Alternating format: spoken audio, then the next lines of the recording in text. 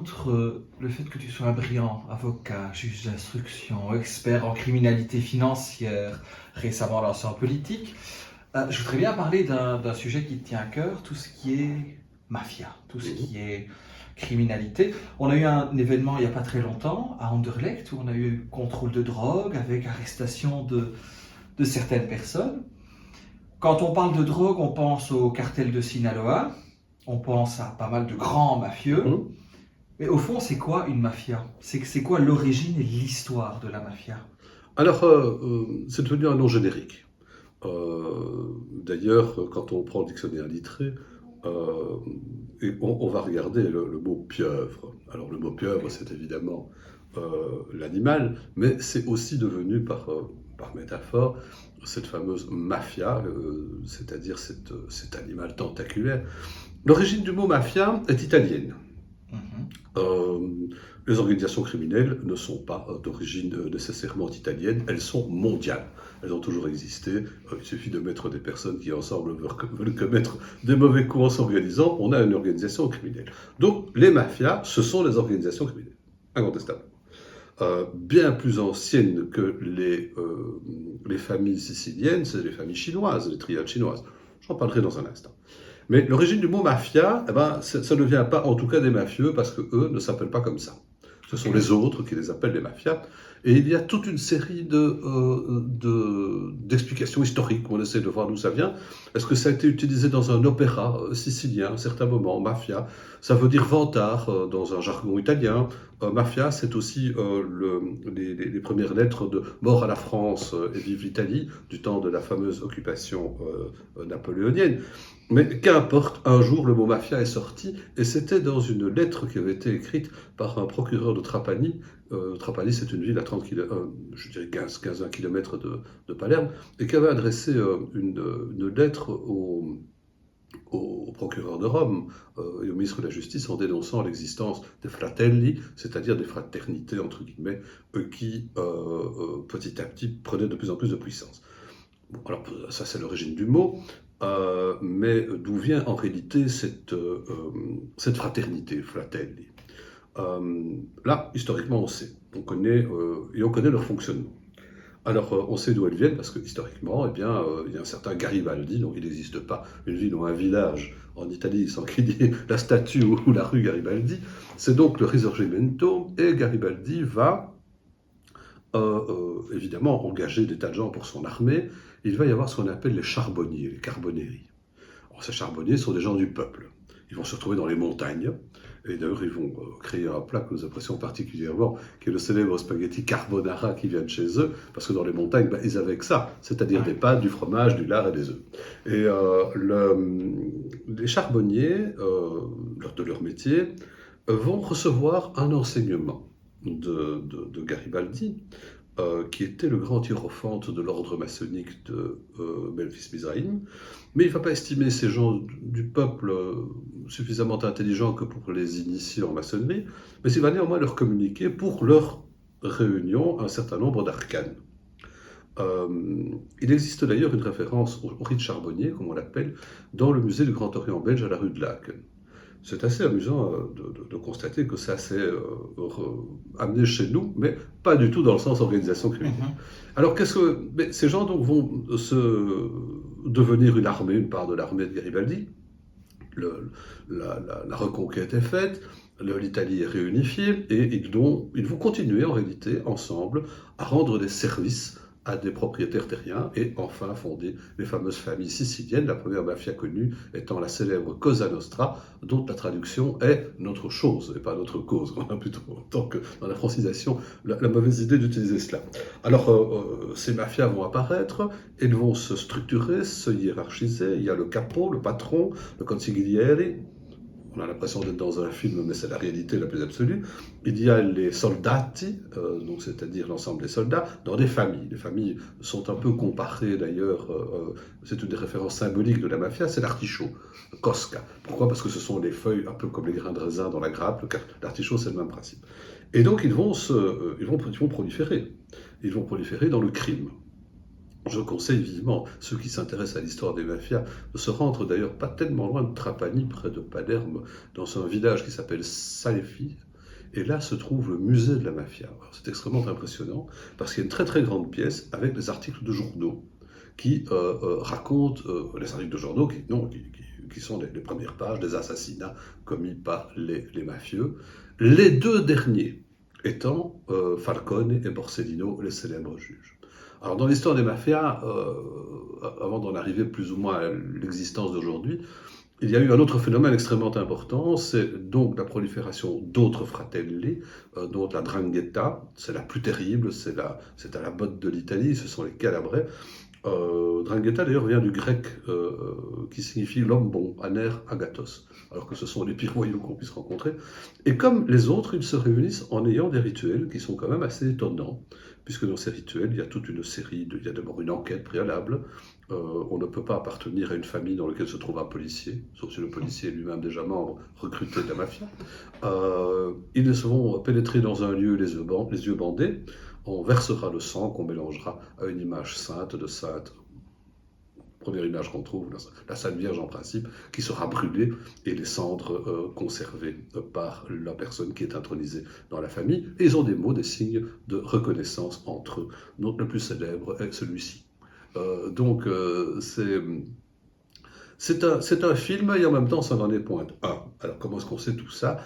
C'est parce qu'il y a eu ce qu'on appelle les repentis. Alors, l'autre phénomène a été la diaspora, dirais-je, de la mafia italienne vers les États-Unis, avec les très célèbres séries, on en a combien vu, les séries télévisées, avec les plus célèbres films, c'est évidemment le film de Coppola, c'est Le Parrain, c'est magnifique, hein, c'est tout à fait. Mais est-ce que ça se passe vraiment comme Totalement, mais de A à Z. Donc c'est pas une fiction, ah non, pas du vraiment... tout. C'est comme ça que ça se passe, et on le sait d'autant mieux que à New York, au moment où on avait arrêté toute une bande de mafieux, ils ont procédé à l'initiation d'un de ceux qu'on avait arrêtés dans l'antichambre de la prison du Metropolitan, ça le met. Et donc, c'est aussi un Metropolitan qui est une prison. Et donc, comme ils n'avaient pas d'image sainte, ils ont pris du papier WC pour brûler symboliquement le document d'engagement de la Pétran. Et donc, on sait tout cela par les repentis, tant italiens, le plus célèbre, d'ailleurs a fait l'objet d'un film qui raconte, mais vraiment de A à Z, comment il a été recruté, les assassinats qu'il a commis, etc.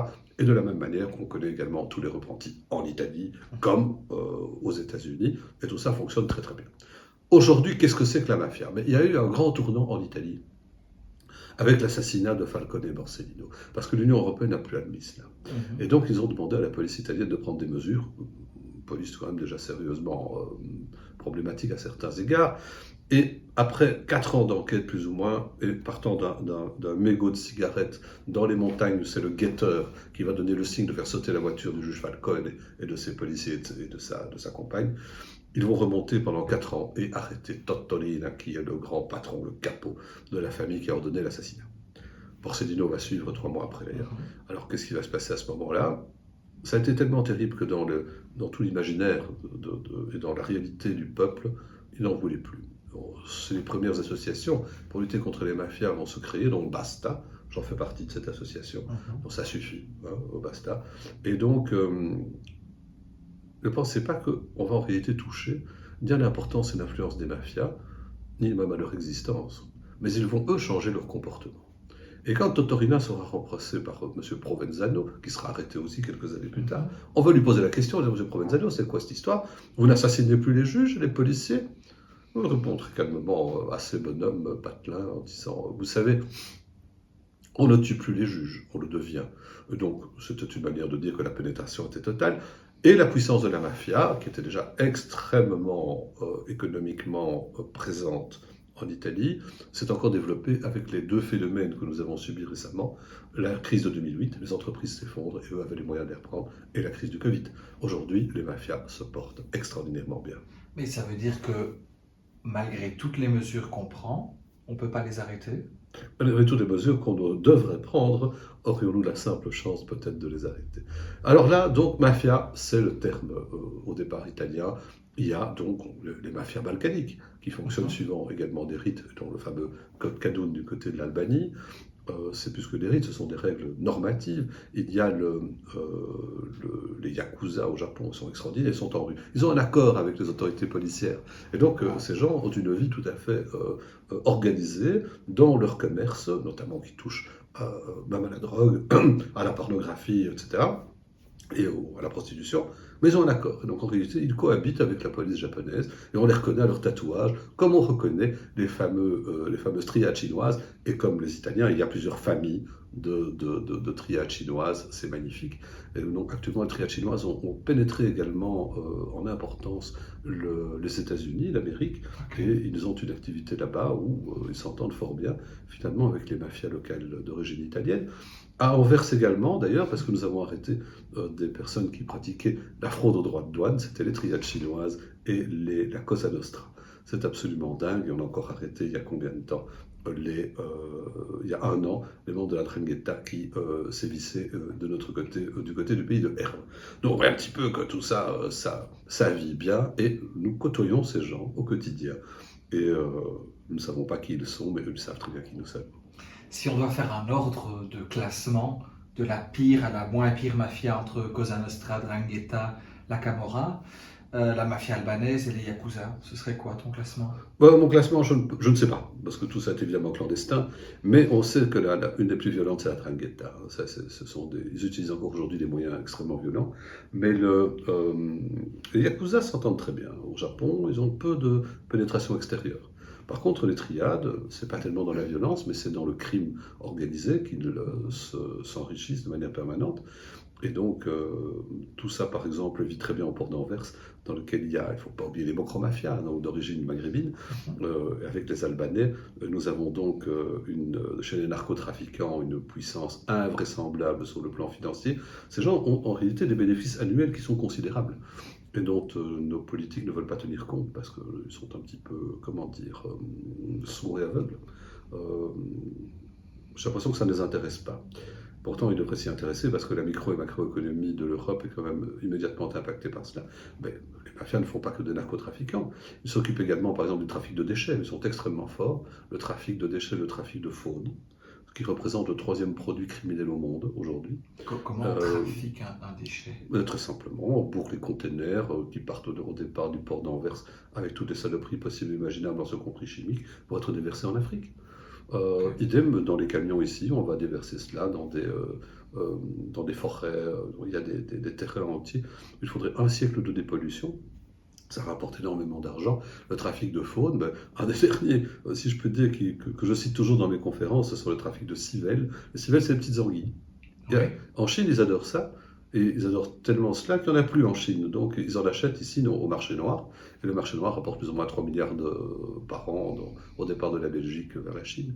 Ce sont donc les anguilles, ce sont tous les sites de la Méditerranée qui sont pillés.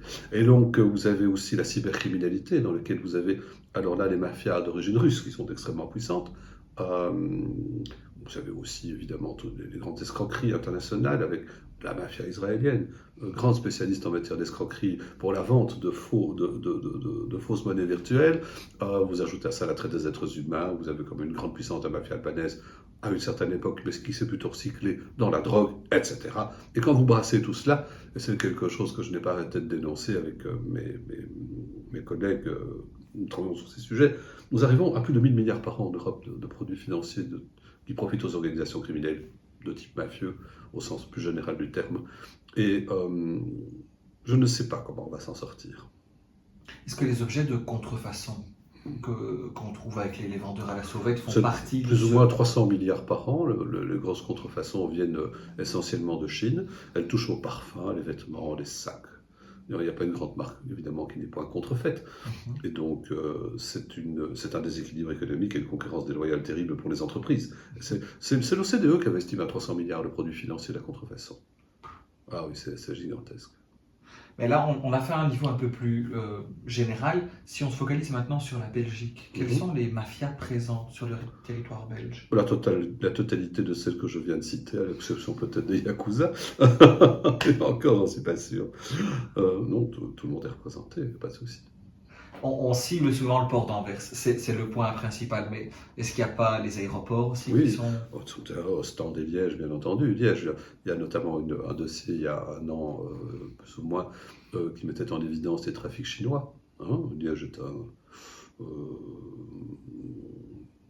aéroport quand même extrêmement bien fréquenté pour eux. Et puis, bon, il y a, voilà là, le trafic par camion, donc les voies terrestres. Vous savez, quand même un système, par exemple, pour un produit, un des pires, qui est l'héroïne. Mhm. Ben, ça vient d'Afghanistan, en passant notamment par la Turquie, avec la corruption des douaniers, enfin, c'est invraisemblable. Comme vous avez la résine de cannabis qui vient du Rif, avec la corruption des douaniers marocains, essentiellement espagnols, français, pour déverser évidemment la marchandise ici. Et donc c'est un vrai bonheur. J'ai eu l'occasion dans ma carrière d'arrêter un petit réseau. Ces gens avaient blanchi en matière de résine de cannabis 450 millions d'euros en moins d'un an. On peut quand même se dire que ça représente pas mal d'argent, et ce serait quand même mieux. Plutôt que de savoir, et nous le savons, où se trouve l'argent, en l'espèce c'est à Dubaï, je préférerais que ce soit dans les caisses de l'État. Mais est-ce qu'on oserait dire que la Belgique devient un narco-État? Non, ça, il ne faut pas exagérer. Un narco-État, c'est véritablement une prise de possession politique d'un pays. Ce qui fut le cas à un moment en Colombie, avec l'élection de Pablo Escobar. Mais on en est loin, on en est loin. Quoique. La puissance financière est gigantesque de ces organisations criminelles sur base de ces narcotrafiquants. On a quand même voulu enlever le ministre de la Justice, on a menacé la famille royale des Pays-Bas, on a assassiné un avocat, un journaliste en rue, et le procureur fédéral qui mène l'accusation dans le fameux procès Sky ICC, qui met en cause 130 personnes de narcotrafiquants dans le milieu albanais, a fait l'objet d'un contrat d'1 million d'euros sur sa tête, ce qu'on sait sur écoute téléphonique. Alors, de là à crier victoire en disant que nous ne sommes pas un narco-État, on a quand même le petit doigt de pied dedans. Alors, quelles sont les solutions? Oh, ben, il faut les arrêter. Hein. Donc, pour ça, il faut commencer à donner les moyens, parce que n'importe quel professionnel dira immédiatement comment voulez-vous, en réduisant les moyens en termes de policiers et les moyens techniques dont nous disposons, que nous luttions contre des gens qui sont super riches, super organisés, et dans l'utilisation d'une technique informatique à laquelle nous n'arrivons pas à leur cheville. De temps en temps, il y a quelque chose qui se produit, comme Sky ici, la pénétration de ce système informatique d'utilisation de communication des membres d'organisations criminelles à travers ce serveur canadien, qui montre un procès magnifique, mais qui représente la tête émergée d'un iceberg. Et donc il faudrait multiplier en réalité nos informaticiens, créer une armée d'informaticiens pour lutter contre le phénomène. Ça commencerait par cela. Et mettre suffisamment de policiers pour évidemment analyser les données du blanchiment d'argent, ce qui n'est pas le cas aujourd'hui. Si vous voulez lutter contre eux, il y a ce célèbre film d'il y a déjà un certain nombre d'années, sur base d'un bouquin de John Grisham qui s'appelle The Firm. Vous avez donc Tom Cruise, qui est un jeune avocat qui travaille pour un cabinet d'avocats qui travaille pour le blanchiment de la mafia new-yorkaise dans les îles Caïmans. Et le FBI tente de le retourner, lui fait un chantage. Et plutôt que d'apporter ses clients, il dit non, je ne vous apporte pas la tête des clients. Moi, je suis avocat, je suis tenu par le secret professionnel, mais je vous apporte de quoi arrêter les membres du cabinet d'avocats, les patrons, parce qu'ils falsifient les notes d'honoraires. Le FBI se dit foutez de nous, il ne pas du tout. C'est un crime fédéral puni de 20 ans de prison. Et Tom Cruise les regarde en disant si vous voulez tuer les mafias, commencez par tuer leurs avocats. Et ça, il faut mettre le paquet. Il y a des moyens pour le faire, mais il faut pour ça évidemment qu'on s'attaque avec des moyens suffisants, et ça, ce n'est pas aujourd'hui encore à l'agenda. J'espère que ça le sera dans le prochain gouvernement, comme en matière de corruption. Ça, c'est la deuxième infraction majeure qui permet le fonctionnement des organisations criminelles. La corruption, nous avons par exemple une institution internationale qui dépend du Conseil de l'Europe, qu'on appelle le groupe de répression de la corruption, le GRECO. Je suis expert au GRECO, et donc la Belgique a été évaluée en 2019 dans le cadre d'une procédure d'évaluation. 22 recommandations ont été faites pour adapter notre législation, réglementation et moyens nécessaires pour lutter contre la corruption sur 22 recommandations aujourd'hui, alors que ça devait être exécuté pour juin 2021. Seules 4 recommandations ont été exécutées. Nous avons donc un problème de mentalité qu'il faudrait peut-être aussi un petit peu changer. Est-ce qu'on devrait créer un tribunal spécial contre les mafias au niveau national, selon toi? Non, pas du tout. Tout existe, hein. Nous avons et les lois et les tribunaux, mais on n'a pas assez de juges, on n'a pas assez de membres du parquet, on n'a pas assez de policiers. Donc le problème n'est pas là. Les outils sont là, on n'a pas les moyens de les utiliser, c'est tout. Mais il faut évidemment poursuivre au-delà de tout ça des task force sur le plan européen. On a quand même des institutions comme Europol et Eurojust. Donc ce sont des institutions qui regroupent la collaboration entre les polices, la collaboration entre les magistrats. Il est quand même important aussi de quitter l'Europe, et comme ça se fait maintenant, il y a des prémices de nous rendre en Colombie, en Mexique, en Équateur, pour prendre le problème de la cocaïne là où débute le problème en amont, voir les ports, donc Dakar, Tanger, et en même temps essayer de convaincre les autorités locales qu'il y a lieu de lutter contre la corruption et empêcher le trafic. Mais envers le simple fait de mettre déjà quelques scanners en plus, ce sera un bon début. Mais comme me disait un ministre sur un plateau de télévision, c'est une excellente idée, mais ce n'est pas prévu au budget. Ça en dit long. Ça en dit long. On va terminer l'interview avec une partie un peu plus soft. Je te dis plutôt ceci ou cela et tu me dis pourquoi. Est-ce que tu es plutôt vin ou bière? Vin, oui, incontestablement vin, et quand il fait très chaud, une bière pour commencer. Très bien. Été ou hiver? Mais j'adore les deux parce qu'en réalité, il y a en été ce que nous vivons maintenant, le solstice, et donc c'est-à-dire c'est le moment le plus long, et puis en hiver, le solstice d'hiver où la vie reprend petit à petit par cette symbolique extraordinaire, universelle, qui a été concrétisée et imitée par la chrétienté. Ce sont des rites qui viennent notamment de Mitra, etc. Et je trouve qu'il existe un esprit magnifique quand nous sommes au jour le plus court, et puis la lumière reprend ses droits. Donc en réalité, ce n'est pas une question de saison, je pense que c'est une question de les vivre, sachant que nous-mêmes y sommes attachés, parce que du printemps de notre vie, nous terminons par l'hiver. Et en cela, nous sommes très, très, comment dire, impliqués dans le rythme des saisons sur le plan de notre nature. Ouais, c'est joliment dit. Plutôt lève-tôt ou couche-tard? En réalité, les deux. Okay. Quand j'écris, je suis très lève-tôt, jusqu'à 4-5 heures du matin, par exemple. Ce qui m'a bon, j'étais un jour sous protection, et donc à 4h30 du matin, j'étais dans mon salon en train d'écrire. Et j'ai un coup de téléphone de la police qui me dit « Monsieur le juge, il y a la lumière dans votre salon. » Je dis « Je vous rassure, je travaille. » « Ah ben dites, alors là !» Plutôt Arthur Conan Doyle ou Agatha Christie? Assez curieusement, j'ai lu quasiment tout Conan Doyle, et pas seulement Sherlock Holmes, également ses aventures fantastiques. Ouais. C'était un hasard, parce que c'était dans la bibliothèque familiale. Okay. J'ai un peu moins lu Agatha Christie, je trouve qu'elle est remarquable, mais les deux, pour moi, sont fascinants. Et j'aime beaucoup le cinéma également. Et je trouve que les adaptations qui ont été faites des bouquins d'Agatha Christie sont magnifiques. J'aime vraiment beaucoup le suspense qu'il développe. Et puis n'oublions pas que le plus grand héros d'Agatha Christie, il est belge. Ah oui. Et t'es fan aussi de théâtre? Oui, bien sûr. Puisque tu es toujours président d'un... Non, j'étais président de Théâtre des Martyrs, mais fondateur, ça fait 25 ans. Je suis toujours administrateur, un peu moins présent parce que j'ai eu énormément de choses. Et les dates tombaient mal pour les conseils d'administration, j'y reviens. Mais je suis très très proche de plusieurs théâtres, bien sûr. Je suis très théâtre. Oui.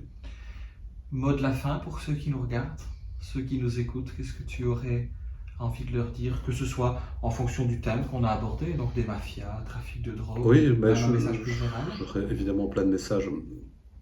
Il est difficile, vu la situation dramatique dans laquelle on se trouve, de donner immédiatement un message d'espoir. Et pourtant, je voudrais le donner, dans la mesure où j'ai une certaine foi dans la nature humaine. Mais on ne peut pas se contenter de cela. Il faut que nous soyons évidemment nombreux à partager cette foi, à partager les valeurs, et que nous fassions la chose la plus importante. C'est la transmission de ces valeurs. Nous ne pouvons pas arriver à une société meilleure sans que nous ayons formé une jeunesse qui pourrait effectivement être aussi des porteurs de lumière. Et ça, le travail est immense, immense. Et j'y crois. Merci Michel. Merci.